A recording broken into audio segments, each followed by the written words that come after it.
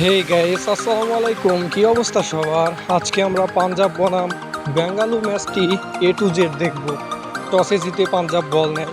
2016 সালে ফাইনালে 35 বলে 54 রান করেছিল কিং কোহলি। 16 রান করে প্যাভিলিয়নে ফিরে যায় ফিলিপ সল্ট।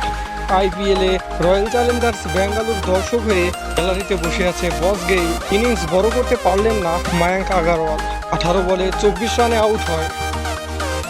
লাল ও কালো মাটির সংমিশ্রণে তৈরি এই পিচ। প্রথমে যারা ব্যাট করবে তারা 200+ রান করবে। পাতিদার গন 16 বলে 26 রান। প্রথম 9 ওভারে 1 বাউন্ডারি কোহলির ব্যাটে। 123 স্ট্রাইক রেটে 35 বলে 43 রানে গান জালেবির বলে বিদায় কিং কোহলি। 9 বল করে 1 ওভার শেষ করলেন জেমিসন। কাইল জেমিসনের তৃতীয় শিকার লিভিংস্টোন 25 রানে গন।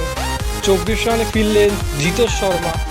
9 উইকেট হারিয়ে 190 রান সংগ্রহ করলেন আরসিবি এবং শেষ ওভারে 3 উইকেট শিকার করলেন আর্শদীপ সিং। ফিলিপ সল্টের অসাধারণ ক্যাচ। 24 রান করে আউট প্রিয়াংশু আর্য।